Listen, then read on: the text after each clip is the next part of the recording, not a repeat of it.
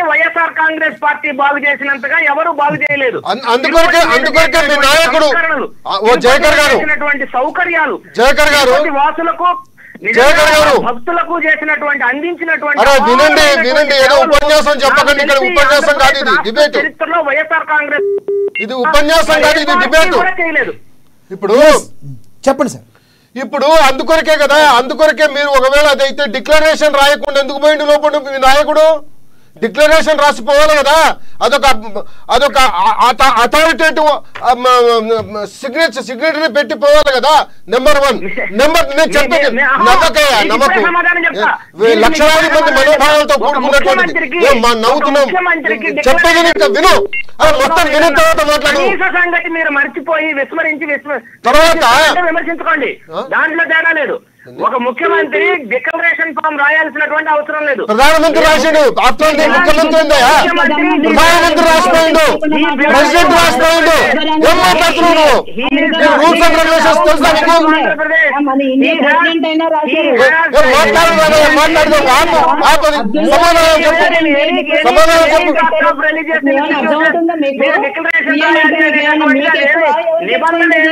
జయకర్ గారు మళ్ళీ వస్తాం మీ దగ్గరికి, కాకండి. జయకర్ గారు మళ్ళీ వస్తాం మీ దగ్గరికి. ఎస్ జయకర్ గారు మళ్ళీ వస్తా. సుజాత గారు కంటిన్యూ చేయండి, కంక్లూడ్ చేయండి. సార్ మేము అడుగుతుంది ఏంటి, కరుణాకర్ రెడ్డి గారిని వైవి సుబ్బారెడ్డి గారు తప్ప ఇంకా టీటీడీ చైర్మన్ గా నియమించడానికి మీ వైసీపీలో ఎవరు లేరా? హిందువులు ఎవరు లేరా? ఒకటి. ఇంకొకటి, కర్ణాటక మిల్క్ ఫెడరేషన్ కి మీరు రివర్స్ టెండరింగ్ చేసి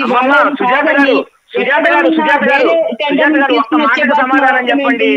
మెక్డోవెల్స్ వ్యాపారం చేసి వ్యాపారం చేసుకునేటటువంటి ఒక ఆదిశేషు నాయుడు అనేటటువంటి ఆయన్ని మద్య వ్యాపారస్తులు తీసుకెళ్లి తిరుమల తిరుపతి దేవస్థానానికి చైర్మన్ చేసిన నీచమైన చరిత్ర, నీచమైన చరిత్ర చంద్రబాబు నాయుడు తప్ప మరి ఎవరికన్నా ఉందా? నాకు ఒక సూటిగా సమాధానం చెప్పండి.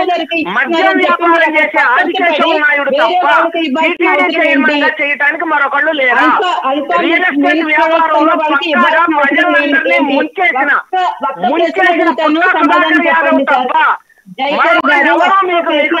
సమాధానం చెప్పండి. వ్యాపారాలు వేరు, మతస్థుల గురించి మాట్లాడితే, మతం అవలంబించే వాళ్ళ గురించి మాట్లాడితే వాళ్ళ వ్యక్తిగత వ్యాపారాల గురించి మాట్లాడుతున్నారు మీరు. సుజాత్ గారు ఏదో అడుగుతున్నారు, చెప్పండి సుజాత్ గారు. నేను ఒక్క క్వశ్చన్ అడుగుతాను, దానికి సమాధానం చెప్తున్నానండి సార్. ఎస్ అడగండి. ఏదైనా ఆవు పాల నుంచి 1 కేజీ మిల్క్, 1 కేజీ నెయ్యి తయారు చేయాలంటే కనీసం 30 లీటర్ల ఆవు పాలు ఉపయోగించాల్సి వస్తుంది సార్. అవును, అది కూడా కేజీ 1000 రూపాయలకు తక్కువ పడదు.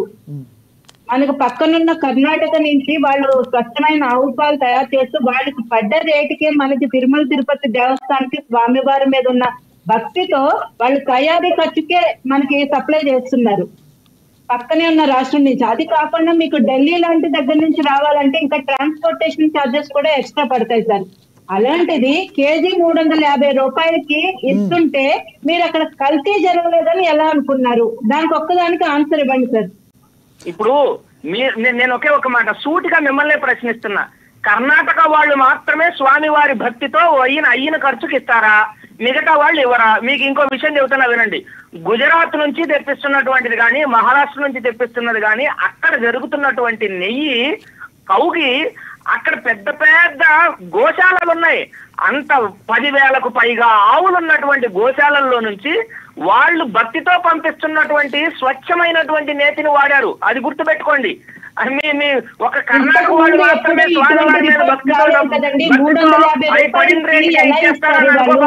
అలాగే మీకు కర్ణాటక మిల్క్ ఫెడరేషన్ చైర్మన్ ఆ రోజే ప్రెస్ మీట్ పెట్టారు. ఎంత తక్కువ రేటుకి ఎవరూ ఇవ్వలేరు, కల్తీ జరుగుతుందేమో, మీరు ఒక్కసారి చూసుకోండి అని వాళ్ళు అప్పుడే ప్రెస్ మీట్ పెట్టి కూడా చెప్పడం జరిగింది.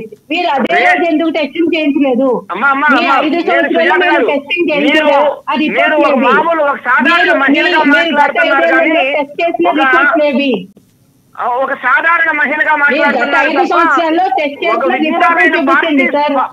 జయకర్ గారు ఒక్క మాట, మీరు గత 5 ఏళ్లలో నెయ్యిని టెస్ట్ చేసిన రిపోర్ట్లు ఉంటే చూపించండి. ఎందుకు టెస్ట్ చేయలేదు మీరు? ఇప్పుడు కాదు అధికారంలో ఉన్న వాళ్ళు అక్కడ రికార్డులను తనిఖీ చేయడం పెద్ద సమస్య కాదు. మీకు దమ్ము ధైర్యం ఉంటే విచారణ జరిపించండి. అదే కదా ఇందాక నుంచి వెంకటేశ్వరరాజు గారు అడిగేది, విచారణ జరిపించండి, సిబిఐ ఎంక్వైరీకి మరి మీరు అడగండి, అదే చెప్తున్నారు. మీరు 5 సంవత్సరాలు టెస్ట్ చేసిన రిపోర్ట్ సమయభావం తక్కువ ఉంది. సమయభావం తక్కువ ఉంది. సుజాత్ గారు, సుజాత్ గారు, ఇంకా మల్లికార్జున గారు కూడా కంక్లూడ్ చేయాలి. కంక్లూడ్ చేయండి.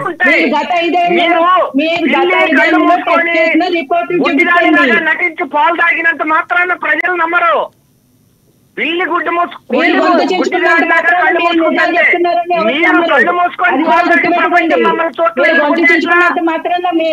మీరు చెప్పే అబద్ధాలన్నీ నిజాలు అయిపోవండి. Right right right right Mallikarjuna గారు కంక్లూడ్ చేయండి. మల్లికార్జున గారు కంక్లూడ్ చేయండి. సమయభావం తక్కువ. ఎస్ జయకర్ గారు, మీకు నమస్తే అండి. మీరు మాట్లాడే మాటలకి ఇక్కడ డిబేట్ లో జరుగుతున్న దానికి సంబంధం లేదు. వాస్తవంగా ఈరోజు ఎన్డీడీబీ కావచ్చు, కాఫ్ కావచ్చు, స్పష్టంగా ఒక కమిటీ ఇచ్చి రిపోర్ట్ ఇచ్చి అందులో beef oil, fat, fish, so ఈ విధంగా కల్తీ నెయ్యి జరుగుతుందని క్లారిటీ ఇచ్చింది. అదే విధంగా జగన్మోహన్ రెడ్డి గారు ప్రెస్ మీట్ పెట్టి టెండర్లు ఒక ప్రాసెస్ లో ఇది జరుగుతుందని చెప్పారు కదా. సో ఈ రోజు మేము ఒకటే అడుగుతున్నాము, ఈ రోజు డైవర్సిఫికేషన్ ఆఫ్ పాలిటిక్స్ చేస్తున్నారు ఎన్డీఏ టీం అని చెప్పేసి జగన్మోహన్ రెడ్డి గారు చెప్పారు కదా. సో వైఎస్ జగన్మోహన్ రెడ్డి గారు మీరు గత సీఎం గా ఉన్నప్పుడు 2019 నుంచి 2024 మధ్య హయాంలో మీరు ప్రతి 6 నెలలకు కావచ్చు, సంవత్సరానికి ఏ విధమైన టెండర్లు ఇచ్చారు, దానికి సంబంధించిన కమిటీ రిపోర్ట్లు అవన్నీ మీరు మీడియా వేదికగా బహిర్భూతంగా ప్రజలకు తెలియజేయండి. నిజంగా మీరు అలాంటివి చేసి లేకుంటే మీరు మీడియా మీదకి వచ్చి ప్రజలకు చెప్పండి. ఈ రోజు హిందువులను అవమానిస్తూ డైవర్షన్ చేస్తున్నారు అని చెప్పేసి ఎన్డీఏ కూటమి మీద ఒక బురద. నేను ఒక విషయం చెప్తున్నా మల్లికార్జున గారు, వాస్తవంగా హిందువులు 80 నుంచి 90% మంది ఉంటారు కాబట్టి వాళ్ళ ఓట్లను ప్రభావితం చేయడానికి, వాళ్ళ మనసులను కల్మషం చేయడానికి జగన్మోహన్ రెడ్డి మీద 4 బురదలు అనేటువంటి కుళ్ళు రాజకీయం, నీతి రాజకీయం చంద్రబాబు నాయుడు ఎన్డీఏ కూటమి చేయటం తప్పితే మరొకటి కాదు. నేను ఒక మాట సూటిగా చెబుతున్నా, జూలై 23వ తారీఖున మీకు అవశేషాలు ఉన్నాయి అనుకుంటే ఆ ట్యాంకర్ ఇంకా మీ దగ్గర ఎందుకు ఉంచుకొని వాడారు? ఇప్పుడు ఒక విషయం చెబుతున్నాను వినండి. అనేక సందర్భాలలో ఏదైనా ఎక్కడైనా చిన్న పొరపాటు కనపడినా కానీ టీడీపీ హయాంలో 14 సార్లు, వైఎస్ఆర్సీపీ హయాంలో 18 సార్లు ఆ ట్యాంకర్ వెనక్కి పంపించేసినటువంటి చరిత్ర ఉంది. మీకు ఆ చరిత్ర తెలియకుండా మీ ఇష్టం వచ్చినట్టు మీరు జూలై 23వ తారీఖు వచ్చినటువంటి ట్యాంకర్ ని అనుమతించారు అంటే ధన్యవాదాలు జయకర్ గారు, ధన్యవాదాలండి. మీకు ఇస్తా ధన్యవాదాలు జయకర్ గారు. ధన్యవాదాలు జయకర్ గారు, ధన్యవాదాలు మల్లికార్జున గారు. మీరు చెప్పండి సార్, కంక్లూడ్ చేయండి. ధన్యవాదాలండి చర్చలో పాల్గొనండి. ఒక్క నిమిషం, సమయభావం తక్కువ ఉంది. వెంకటేశ్వరరాజు గారు కంక్లూడ్ చేయండి.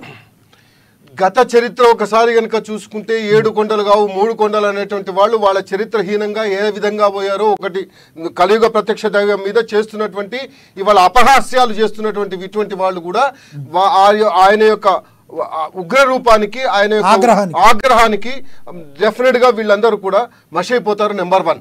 నెంబర్ 2, ఒకవేళ కనుక వీళ్ళు ఏ తప్పు చేయలేదు, ఏది లేదు, హిందువుల మనోభావాలతో ఆటలాడుకోలేదు,